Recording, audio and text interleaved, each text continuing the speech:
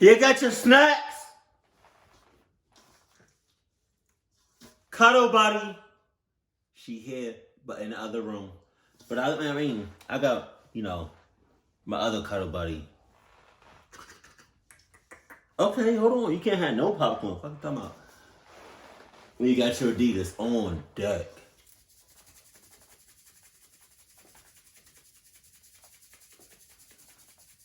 Oh shit, it's coming out. Pause. Oh my god. Oh my god. I love the sound of that. I put some olive oil on it. Hold on. Taste test. Taste test.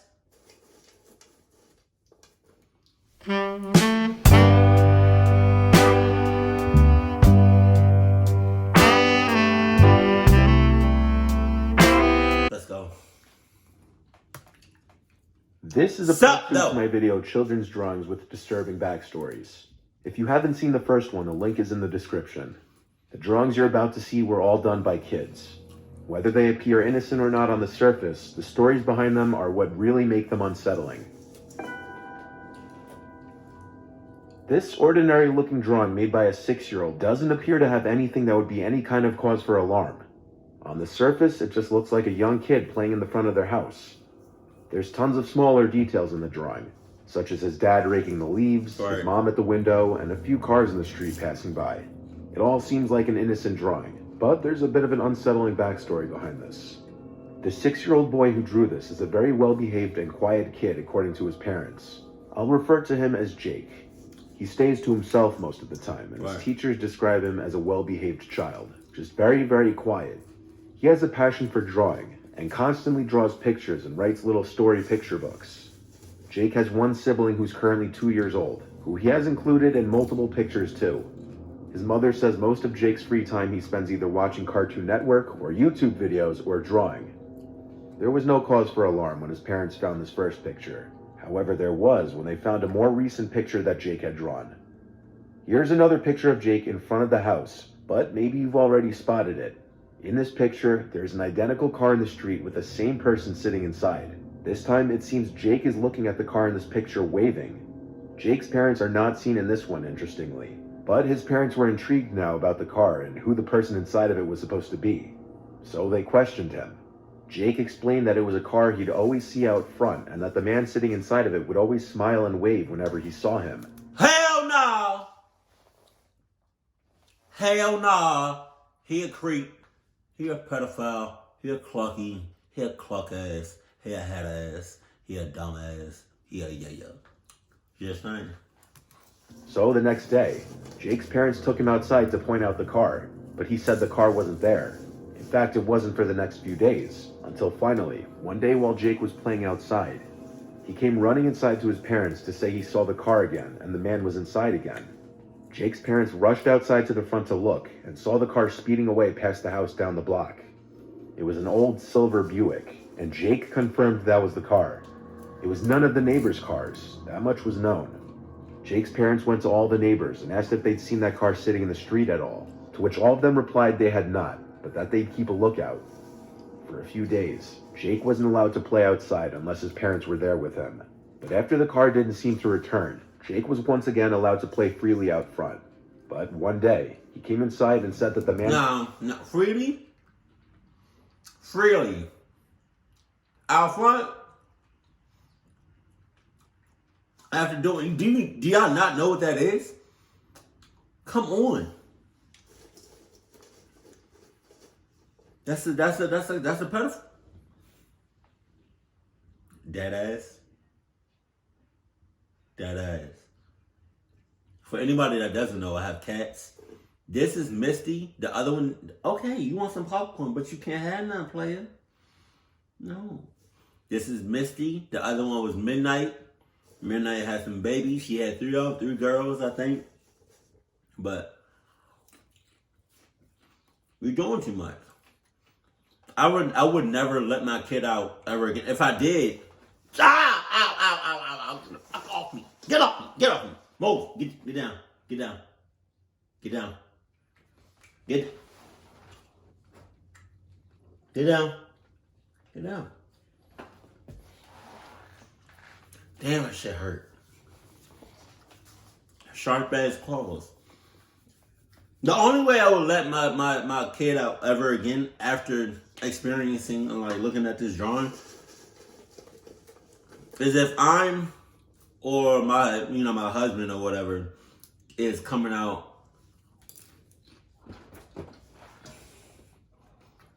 is outside with me.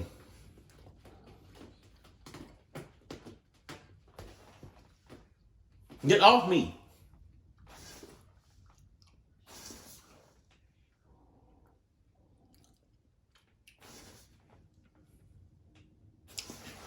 Misty.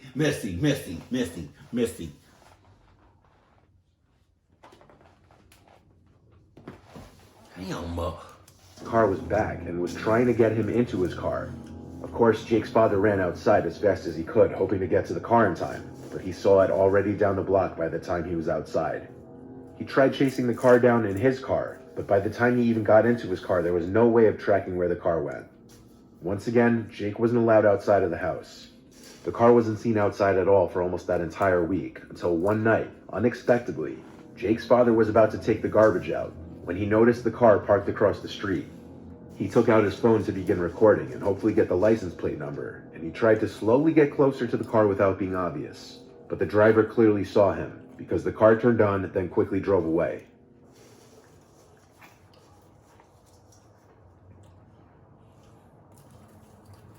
Oh shit! Oh shit! Oh shit! This is real footage. Oh shit!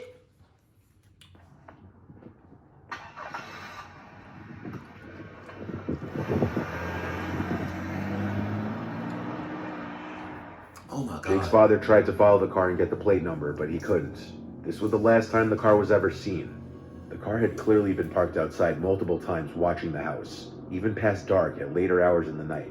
The driver of the car, according to Jake, would always smile and wave at him anytime they'd make eye contact with each other. And the last time Jake saw the car, the man inside started waving for him to come over, and even called out for him. Luckily, Jake was smart enough to go inside and tell his parents.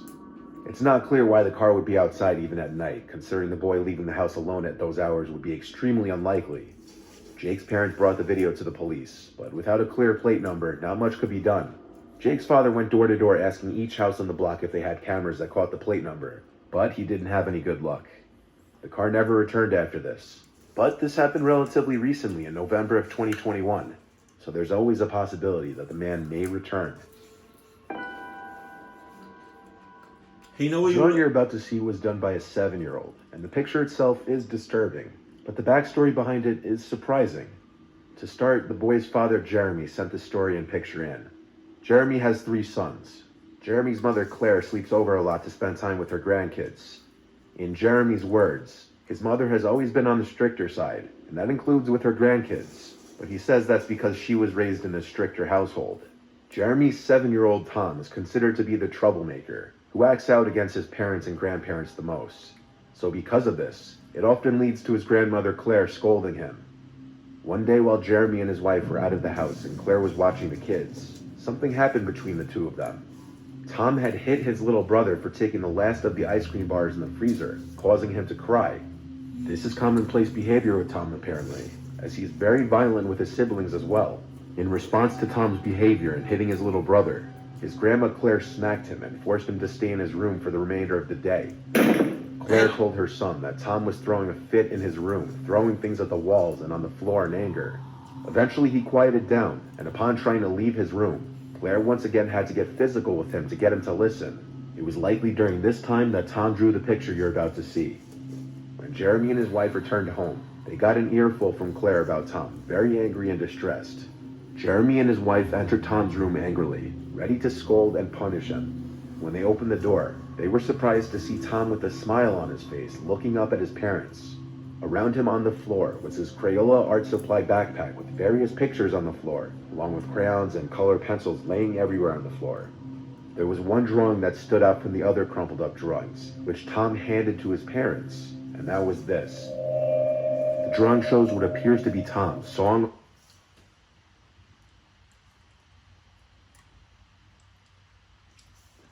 You see, some kids don't know until, like, you know, when they grow up. But, like, no, I would not take that picture lightly. I will not take that picture lightly. He on some cluck shit, for real. Watch him. Please watch him. Watch that nigga. Off his grandma's head, as she already appears to be hanging. To add to the horrific scene, Tom as well as his parents are wearing smiles on their faces as Tom is doing what he's doing. And of course, if there was any shred of doubt as to who these figures were supposed to be, Tom labeled himself, his grandma, and his parents in the picture. Jeremy and his wife were disturbed after finding this picture, as it showed just how messed up their child may be mentally. Jeremy grounded Tom after finding this, but the couple did not show this drawing to Claire. Nothing good would come of showing her the horrific drawing her own grandson made. However, it didn't end there. The next day, when Tom was allowed out of his room to eat breakfast, he told his grandmother at the kitchen table that he hates her and that he's going to kill her. Oh my God. Claire's reaction was one more of shock than anger. Jeremy once again sent Tom to his room. The way in which Tom said what he said was described to be with a hateful smile on his face, as if he were taking pleasure from saying it. Claire had to go home that day. From the time Jeremy sent me this, she hasn't returned to the house. Tom's behavior has apparently always been on the more concerning, violent side, especially for a child his age. However, this drawing and behavior towards his grandmother convinced Jeremy and his wife to start bringing Tom to therapy. The first few meetings, Tom refused to speak, but eventually started opening up more when his parents would leave the room. Their therapist says that Tom talks about wanting to hurt his brothers for the things they do, and hating his grandmother and second-grade teacher. All I can assume they can do at this point is take it day by day with their son. Or lock that nigga up. The reason I say, some of y'all know this, but sometimes I would say the word nigga, but then sometimes y'all don't like that, you know? So I would replace that word with igga. I'm gonna start saying igga now.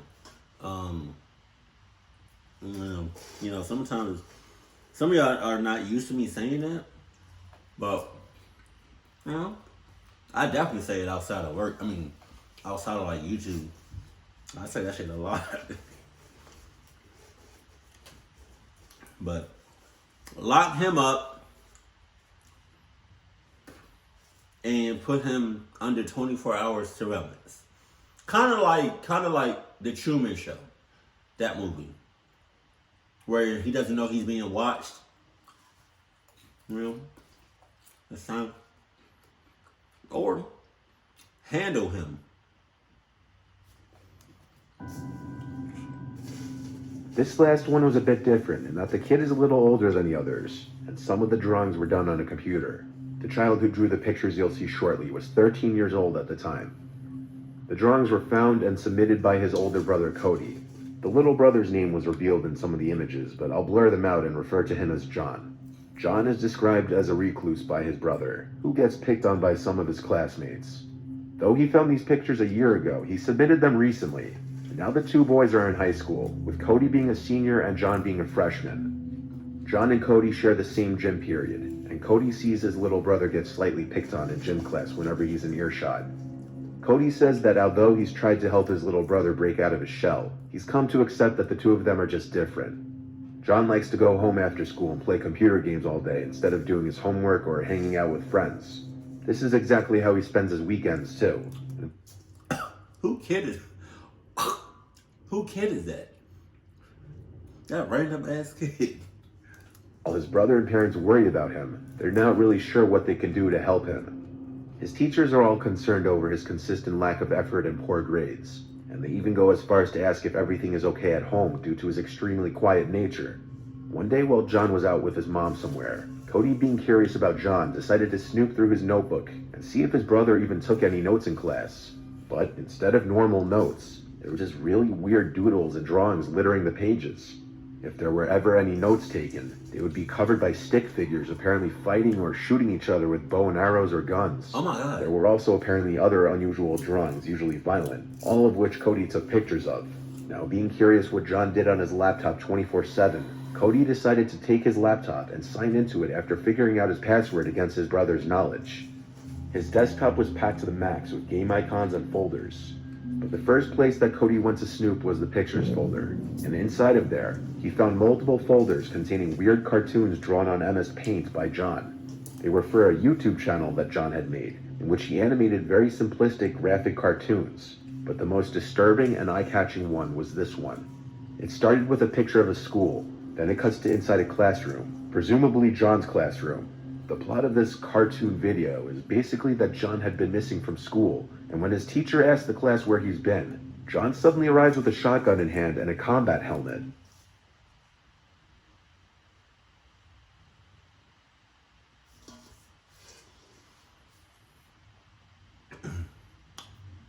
Lock that nigga up! Lock him up! You lock that nigga up. Dead ass. I'm so serious. Or mothers. He's gonna hurt somebody. This is where he threatens to kill all his classmates and then the teacher if he can't answer his questions correctly. The name Mr. Reynolds is used in one of the pictures, which was in fact one of John's actual school teachers' names, meaning John drew these pictures based on his own life. I know these are just stick figure pictures, but knowing how YouTube is with demonetizing or age-limiting videos, I'm not going to show the rest of the pictures.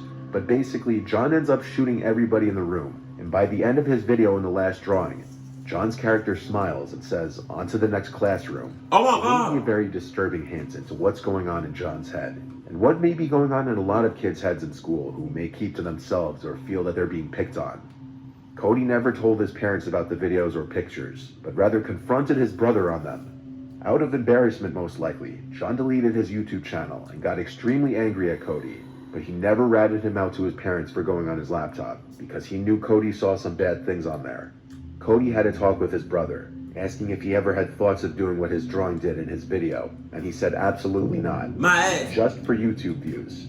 A year has passed since then, and Cody says he's tried to help his little brother, who continues to act differently from his peers. And he contemplates going to his parents about the things he's found on John's laptop.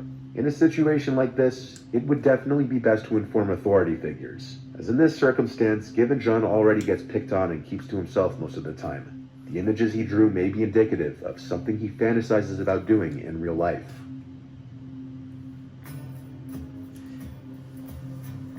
What's that say?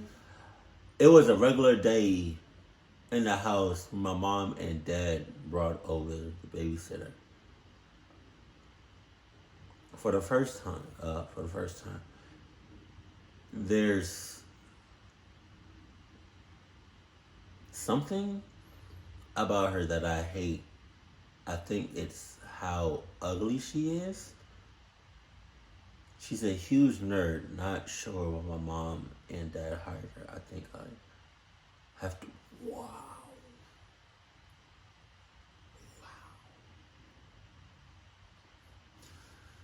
Holy shit.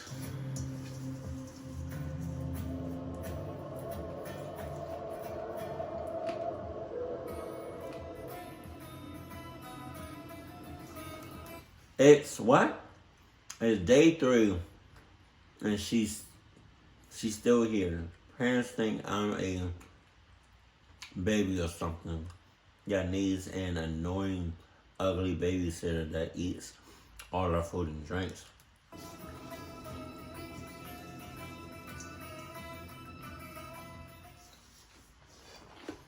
You gotta. Oh, fuck.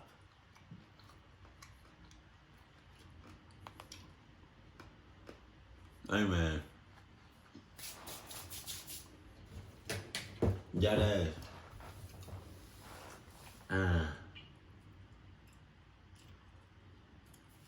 Yeah, I got a couple of options. Alright. And I'm not even just talking to the parents out there. If y'all see any kids or not even kids, anybody of any ages drawn some clunked up shit like what we seen in this video, y'all need to literally, as soon as possible, I don't care what you doing, You can be at school. It can be at school. You know, it could be at work. It could be at home. It could be outside. Anywhere. Funeral, birthday parties, anywhere. If you see somebody drawing some clucked up shit like we saw in this video, immediately tell an authority or somebody, you know, like a grown-up or something. If the grown-up is in cahoots, get the hell out of there.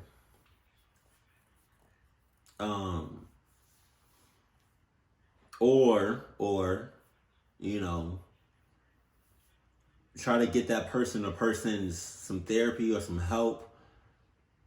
Or just lock that person up, you know? Because I'm just saying, like, certain images that kids be drawing,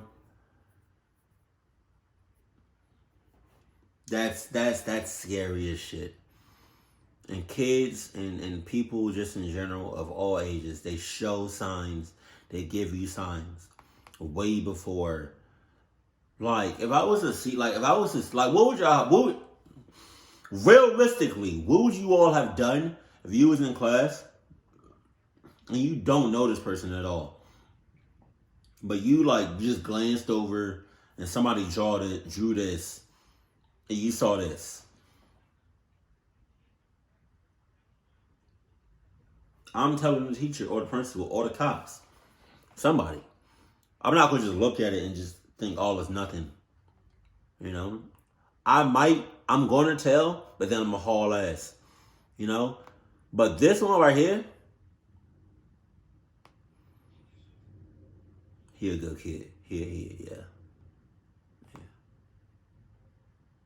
This one, with a smile on his face, that's just saying, man. That man.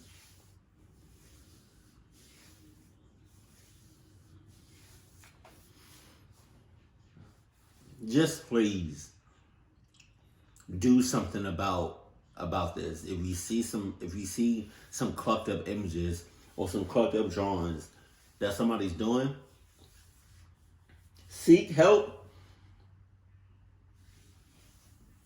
or lock them up or cluck them up. Just saying. Because that's ridiculous. That's scary as shit. Because with the last one, he not only shot the people in his class, he said on to the next class. Like, he about to shoot that whole school up. God damn. Jesus. Keep it cool, keep it classy, and I love you. Stay happy, my family.